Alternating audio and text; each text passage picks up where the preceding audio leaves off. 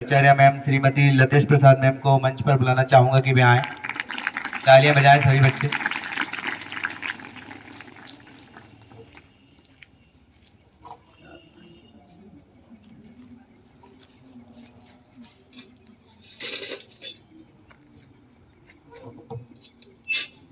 सर्वप्रथम माँ वीणा वादिनी को नमन। मंच पर आसीन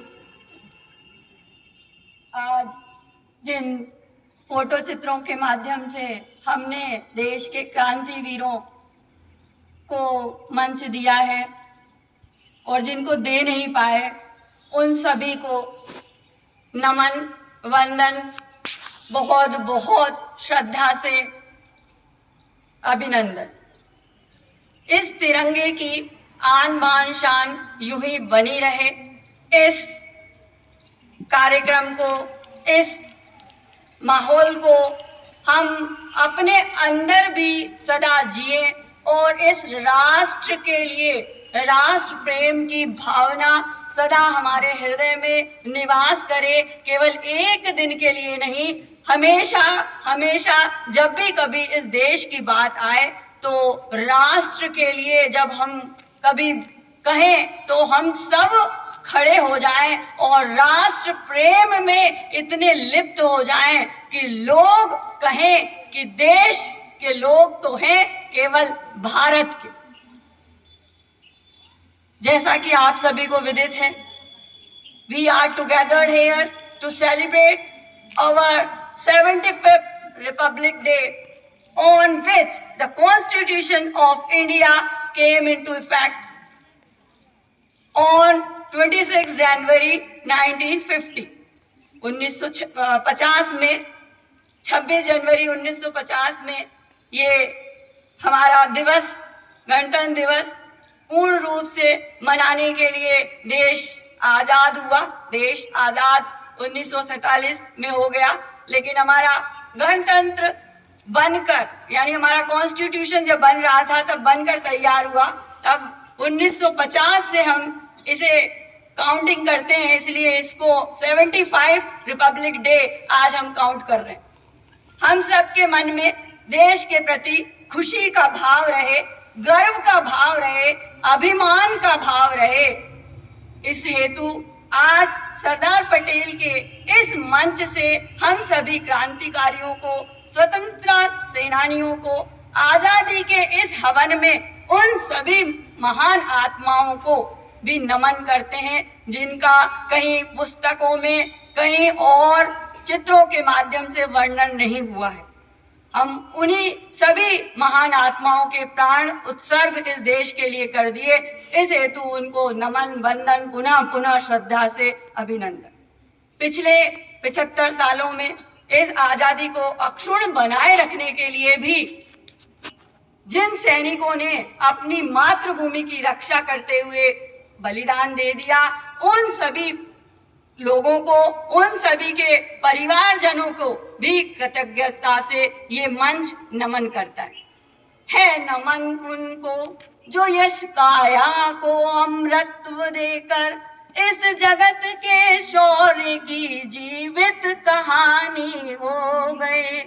है नमन उनको जिनके सामने मौना हिमालय जो धरा पर गिर पड़े और आसमानी हो गए। है नमन उनको। स्वाधीनता से स्वतंत्रता की ओर ये 75 वर्ष हमने चले। हमें आज प्रण लेना होगा कि हमारा हर कार्य ऐसा हो कि देश कहीं कमजोर ना हो जाए। स्वतंत्रता तो हमने प्राप्त कर ली, लेकिन अब इसे बनाए रखना ये हमारी जिम्मेदारी। इन व्यक्तिगत बलिदानी लोगों का कार्य था कि देश को स्वतंत्र कर हमें दे गए, लेकिन अब हमारी जिम्मेदारी बनती है कि हम इसे अक्षुण्ण कैसे बनाए रखें। 1945 से 2024 तक का ये सफर कुछ लोगों से पूछा जाए कैसा रहा, कुछ क्रिटिक्स को छोड़कर बाकी सब कहेंगे अच्छा रहा, बहुत अच्छा चल रहा है। कुछ लोग हमेशा मिलते हैं कि बुराइयां निकाल लेते हैं, उनको छोड़ दें। हम तो गर्व से कहें कि जिसमें गिरती हैं सभी नदियां वो सिंधु हैं हम, जिसमें गिरती हैं सभी नदियां वो सिंधु हैं हम, सारी दुनिया को वतन कहते हैं वो हिंदुस्तानी हैं हम। दुनिया वालों, जितना रोक सको रोक कर दिखाओ। हम 75 साल पहले जब घुटनों पर रेंग रहे थे तब नहीं रुके, तो अब क्या रुकेंगे? लो, अब तो हमने नए पंख उगा लिए हैं और सैकड़ों आसमान अपने कंधों पर उठा लिए हैं। गर्व से कहें हम भारतीय हैं। कुछ पुरानी कहानियों को भी हमें सुन लेना चाहिए। एक छोटी सी कहानी। एक चीनी यात्री अपनी डॉक्यूमेंट्री अपनी बुक में लिखता है, फायान आया था। वो कहता है कि उस समय पाटलिपुत्र मगध में, आज जो पटना कहते हैं हम, वहाँ वो आए और उन्होंने देखा कि छोटा सा एक राज्य है, वहाँ पर राजा के पास एक विवाद आया। दो किसान आपस में लड़ रहे हैं। एक किसान कह रहा है कि जो संपत्ति, जो जमीन मैंने बेच दी, अब उसमें से निकली हुई संपत्ति मेरी नहीं है।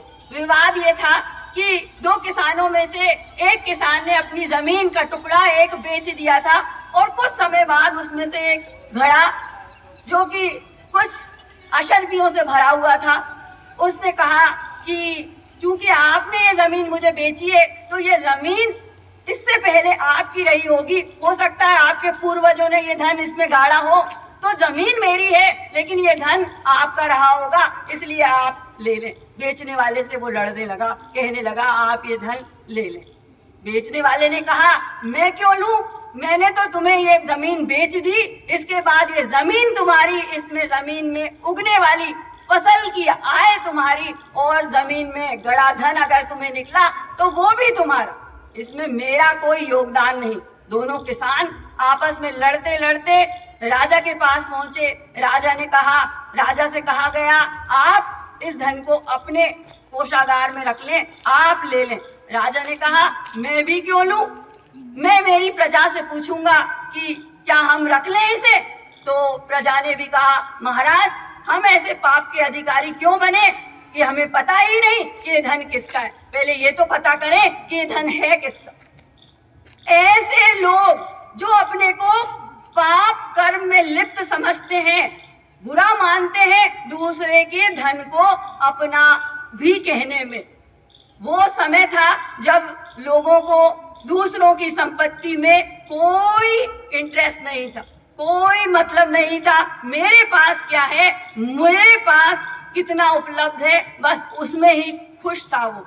दूसरों के प्रति ईर्ष्या, जलन, द्वेष का भाव जब हमारे मन में नहीं होता है, तभी हम इस राष्ट्र की सुरक्षा से जुड़े हुई सारी कल्पनाओं को अच्छे से देख पाते हैं। फायांग कहते हैं कि मैं देखकर आश्चर्यचकित हो गया कि वो भारत कैसा है और कैसे है वहाँ के लोग कि धन संपत्ति को, पराये की धन संपत्ति को लेना भी स्वीकार नहीं करते। इतने अच्छे, इतने सच्चे मन के भाव वाले लोग उस भारत में रहते हैं, तो हमें भी ये कहना होगा कि हाँ, हम गर्व से कहें कि हम भारतीय हैं। वैसे भी देश में हम भूल ही जाते हैं कि इतने क्रांतिकारियों ने इस देश को समर्पित कर दिया, इस देश के लिए अपने आत्म उत्सर्ग कर दिया। कहो गर्व से कि मैं उस भारत से आता हूँ, मैं उस माँ भारती की संतान हूँ जिसके होठों पर गंगा और हाथों में तिरंगा हो। मैं उस भारत से हूँ जो सत्यम शिवम सुंदरम, कभी वंदे मातरम और कभी विंध्य हिमाचल यमुना गंगा के गीत गाता है। मैं उस भारत से आता हूँ जो दूसरे देशों के शोणितों की भी शरण स्थली बन जाता हूँ। मैं कभी 7 समुद्र पार बैठे विदेशियों को भी सिस्टर्स और ब्रदर्स कहकर बुलाता हूँ। मैं उस भारत से आता हूँ जिसने विश्व को हित उपदेश और कर्म योग सिखाया, लेकिन खुद कभी अपना पराया सीख नहीं पाया। वसुधैव कुटुंबकम के सिद्धांत पे जिया मेरा भारत वो भारत है जो खुद विष पीकर दूसरों को अमृत दान दिया। मैं गौतम के भारत से आता हूँ जहाँ एक राजपुत्र जनहित के लिए सन्यासी हो जाता है। मैं राम के भारत से आता हूँ जहाँ एक बेटा अपने पिता के वचनों के लिए राज सिंहासन तक त्याग कर वनवासी हो जाता है। मैं उस भारत से आता हूँ जहाँ आकाश बलवान सा है और धरती धैर्यवान सी है। मेरा भारत प्रेम का पुण्य लोक है और अहिंसा का जन्म स्थान है। ना हमारे यहाँ नारी का अपमान हो जाए तो बच्चा बच्चा हनुमान है। पढ़ो हमारा इतिहास। मैं उस भारत से आता हूँ जो कभी रुका है, न थका है, न डरा है। मैं उस भारत से आता हूँ जो वीरता की वसुंधरा है, जिसने रानी लक्ष्मीबाई सी बेटी, सुभाष चंद्र बोस सा बेटा और जाया है। मैं उस भारत से आता हूँ जो शांति का देवदूत और मानवता का आसरा है।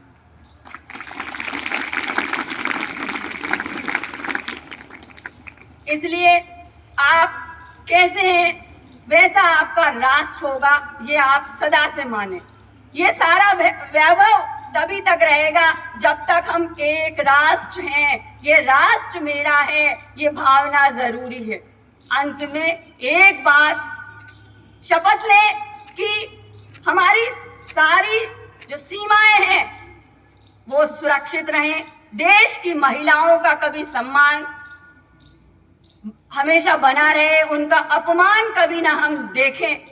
जातिगत विरोध को कम करें, आपसी ईर्ष्या और जलन को कम करें। देश के प्रति सदा सम्मान श्रद्धा का भाव रखें और हमारे जीवन का क्या होगा वो बाद में देखें। पहले हमारे एक कार्य से, एक गलत कार्य से समाज पर उसका असर क्या होगा ये अवश्य देखें, क्योंकि हम एक एक करके हम हमारा समाज बनाते हैं। समाज मिलकर गांव, कस्बा, जिला, राज्य और फिर ये देश बनता है।